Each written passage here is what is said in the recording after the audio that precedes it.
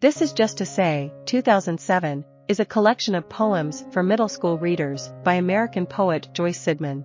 Based on William Carlos Williams's 1934 poem of the same title in which the speaker apologizes for succumbing to temptation, Sidman's book includes several dozen poems that variously confess guilt, express repentance, offer forgiveness or withhold it. Sidman has been a writer-in-residence at schools and taught sorry poem writing to children. For this collection, however, she invented a fictional classroom, and while the poems are seemingly authored by assorted students and grown-ups, they are Sidman's creations. In Sidman's imaginary classroom, the students of Mrs. Mers's 6th grade class decide to turn their poetry assignment into an anthology of verse. A student named Anthony K. serves as the editor, and he explains the project in his introduction to the collection.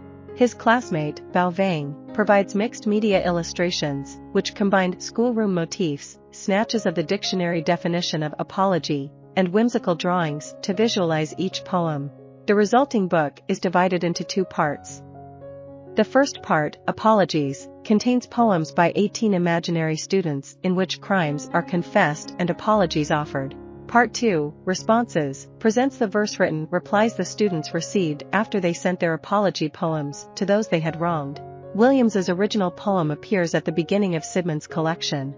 The title, This Is Just to Say, may be read as the poem's first line, below which are 12 more short lines. I have eaten the plums that were in the icebox, and which you were probably saving for breakfast. Forgive me, they were delicious, so sweet and so cold. Comprised of only 28 words, not including the title, and dispensing with the poetic conventions of rhyme and meter, Williams's poem can be, and has been, likened to a note a husband might leave for his wife. Its simplicity and accessibility make it an effective example of an apology poem for Mrs. Mers's students. The first poem in the book closely models Williams's original and repeats its title. In This Is Just to Say, 6th grader Thomas confesses he ate the jelly donuts in the teacher's lounge. His poem echoes Williams's lines, Forgive me, they were delicious, so sweet, but replaces, and so cold with so gloppy.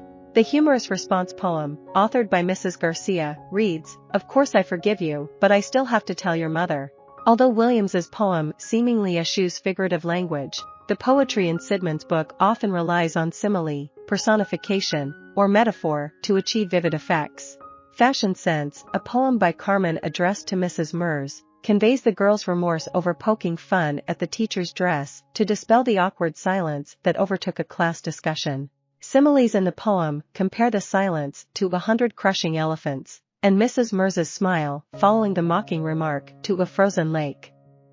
In Brownies, Oops! The simile, the pan gaped at me, like an accusing eye, reveals author Maria's guilty feelings about sneaking pieces of the freshly baked dessert. How Slowhand Lizard Died, an anonymous poem by the student who accidentally killed the class pet, offers the simile, stiff as a glove, to describe the lifeless lizard. The response poem, which is attributed to the whole class, uses simile, his belly, soft as an old balloon, metaphor, his tongue, lightning's flicker, and personification, his toes whispered on our hands.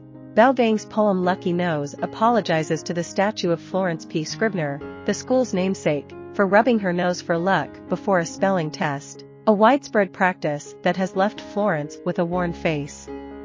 The response poem, crafted by classmate Darren in the voice of the statue, provides an extended example of personification. Most of the poems in Sidman's collection are written in free verse, like Williams's original, but several follow a more structured form. Expressing his remorse to his mother for losing a spelling bee, Anthony's poem, Spelling Bomb, is a pantoum. As such, the second and fourth lines of the poem's first stanza are repeated as the first and third lines of the next stanza, and so on. Haiku for Carmen, Mrs. Mers's response to Carmen's apology poem Fashion Sense, furnishes an example of the haiku form, just these few warm words, and spring sunlight fills the room, my dress turns to sky. Finally, the back-and-forth form of Dodgeball King imitates the action of the game. Written by Kyle and Ruben as a response to their mutually aggressive play, the two-voice poem appears in 2 columns, between which the words volley from the right to the left, and then back again.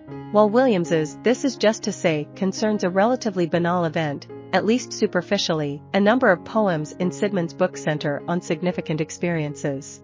Addressing her father who left after her parents divorced, Jewel blames herself for his departure and writes, "I'm sorry, Daddy. Next time, I'll be perfect." Her father's response poem assures her that none of the stupid things I have ever done are even close to being your fault. In It Was Quiet, Tenzin apologizes to his dog, Einstein, for his family's difficult decision to spare him some pain by putting him to sleep. Alyssa once stabbed her sister's hand with a pencil, and in The Black Spot, she acknowledges the telltale mark that remains on Carrie's palm, and she voices repentance. Carrie's response poem is one of the few that uses rhyme and refuses forgiveness. She writes, "Roses are red, violets are blue. I'm still really pissed off at you."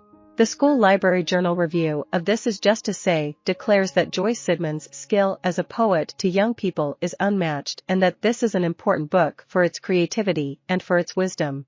The collection received the Claudia Lewis Award and the Sibyl's Poetry Award. Sidman has collaborated with playwright Juliet Bond to publish a stage adaptation of This Is Just to Say. I hope you enjoyed this video. Leave a like if you did and be sure to subscribe. Thank you.